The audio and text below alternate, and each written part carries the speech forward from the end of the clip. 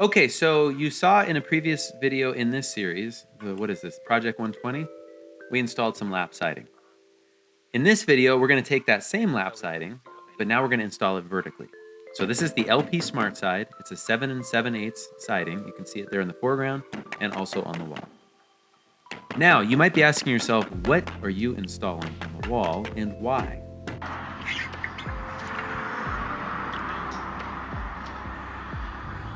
What a waste of good beer. Okay, so this is the Slicker Classic from Benjamin Obdyke. For those of you that asked yesterday, basically it holds the shingles off the wall and allows airflow or water to escape.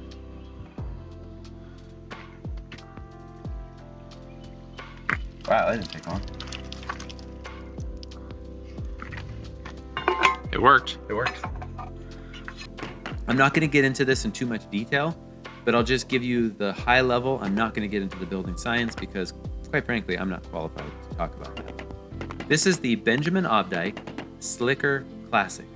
It's basically just a drainage mat. It holds your siding 1/4 of an inch off of the wall, and it allows airflow and drainage. So it's marketed as a rain screen. I think that is way too limiting. Clearly, we're like 7 feet in. There is no reason for us to worry about the weather at all in a front porch. So why are we using it? It's because of vapor drive from the house.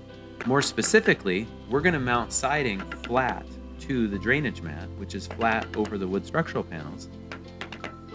So you could get a potential vapor sandwich. That's what they call it in the building science community. I'm not qualified to talk about this. I will put some people in the description, though, who are qualified to talk about that. People like Steve Basic Architect over at Instagram and The Build Show. Christine Williamson, Building Science Fight Club, buildingscience.com, Dr. Joe Stiebrick, and a whole lot of others. So just check out the description. I'm not the decision maker. I am just the ridiculously good-looking installer. And also, person of tricks, such as those. Sweet tricks. I mean, you can show my athletic prowess. I really hope I smash my finger and just start bleeding.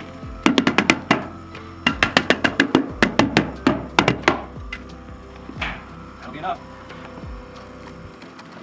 I do like the looks of this camera. Yeah, I do too. But you know, we can get stuff custom bent locally. Not quite enough.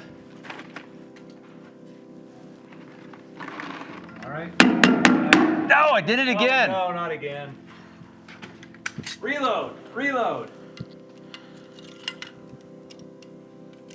You should have seen him during the Civil War. Most of my family was wiped out.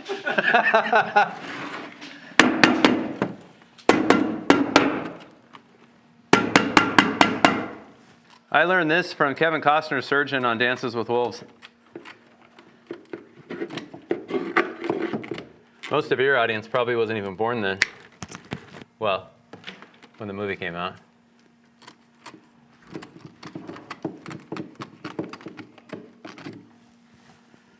I could have been a seamster. Now, I think I can use up both of these scraps.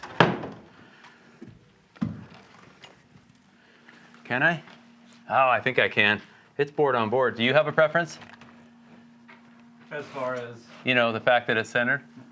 I would center it and call it good. Yeah. I'm gonna bridge that gap. They're full lengths, you know. Yeah, if it was horizontal lap, I probably wouldn't do it. After posting this over on Instagram, quite a few people commented, doesn't the rain screen on the left need to overlap or even touch? Not in this case. And the reason is, and you'll see this in just a moment, we're going to install our siding vertically. We just need a consistent 1/4 of an inch off of the wall. We like to prefab our trim. I'm going to link to a video right up above that shows how we do that. We use a corrugated fastener tool. Then I'm fastening it with a trim gun. Check the LP SmartSide instructions. You are allowed to do that. This is Tamlin extruded metal, extruded aluminum flashing, and I absolutely adore that little saw. We don't really use a miter saw very often, but because that one's so small and lightweight and easy to set up, we use it a lot more. One thing I would have done differently, I would have only stapled the rain screen at the very top. So I had to pull some staples because, you know, I like to take 2 steps forward and half a step back. That's just the way you do it. Now, notice I'm using a piece of the LP SmartSide. It's 3/8. I got to maintain a 3/8 gap off of the metal. So I'm taking my number off of that. Whenever possible, we're going to gang cut siding, so I stacked 4 pieces, measured my lengths, and then went ahead and cut them. Now remember, with LP SmartSide, we have to prime the cut ends. What's great about Expert Finish is you get all of these little paint holders with different size tips for touching up nails or priming cut ends.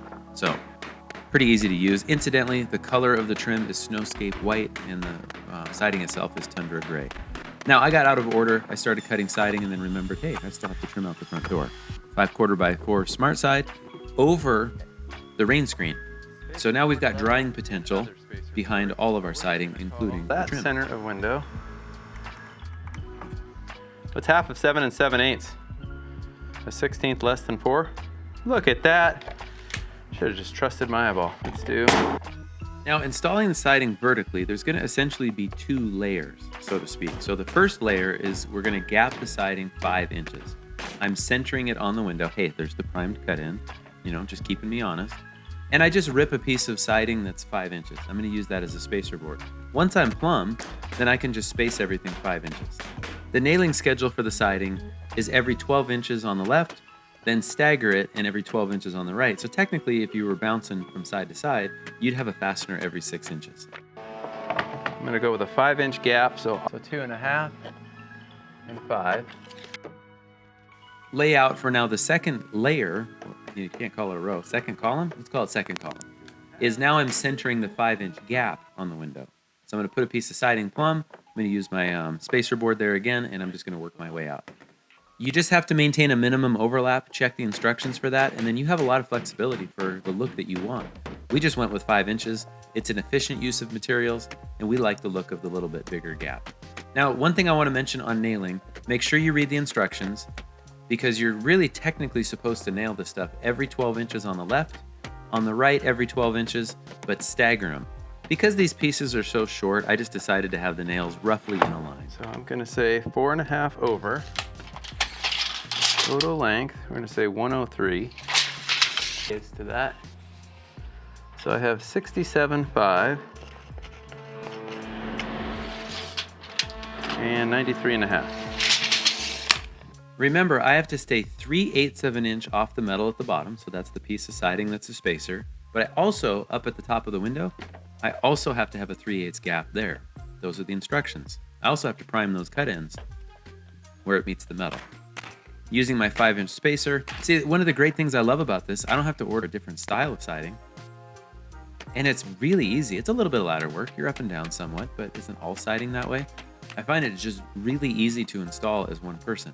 Now that I'm to the left of the window, my first piece, I'm gonna make sure it's plumb. I can also use the level to make sure that it's straight. And then you'll notice that I'm basically working as high as I can reach down, and I'm just gonna get this stuff installed. Again, because I've cut those pieces, whatever they were, 93 inches or something, whatever I said, they're gonna be plenty straight up to the soffit.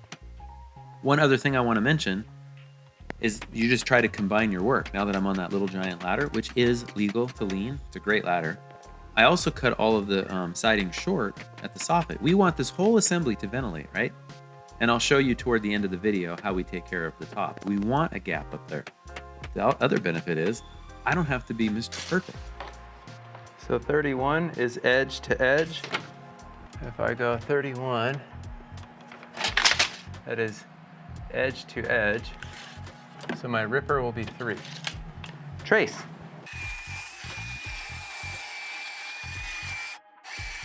I don't know about you, but for me, I try to have as much cut as I can so that when I'm installing, I can just keep installing.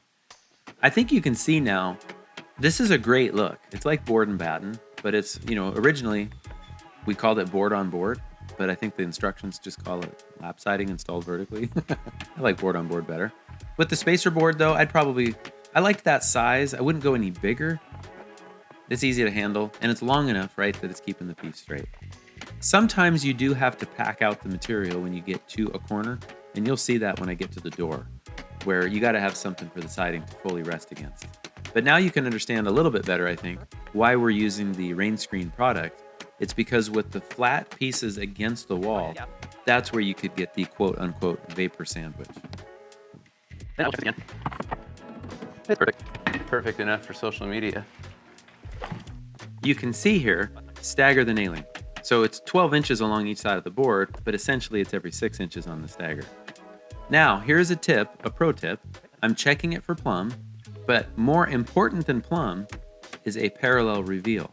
Now, it turns out that because we did our work right, it was one and the same. The other thing I like about installing siding like this is that I can kind of do like pieces where I'm at without having to get on and off the ladder. And then I can just come right back to it. So there I'm just using the spacer board to essentially locate layout.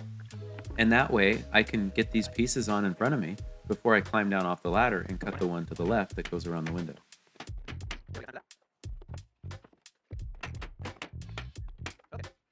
Now I'm just going to use my little spacer board. That's going to help me locate the siding. I'm going to take as many measurements as I can before I get off of the ladder. By the way, check out those boots. Those are the Nick's handmade boots. You can watch the video above when I got to tour them in Spokane, Washington.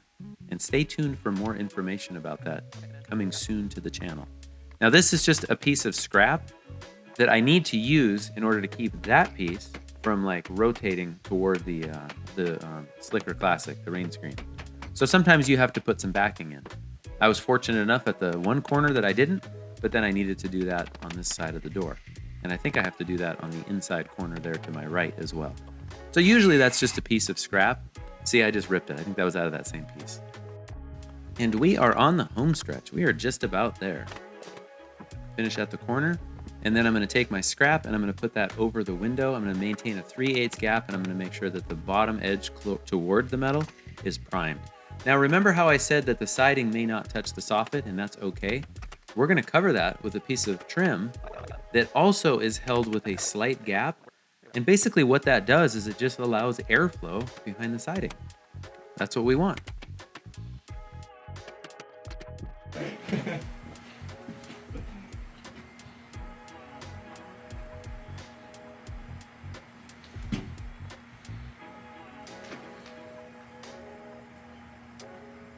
What nails?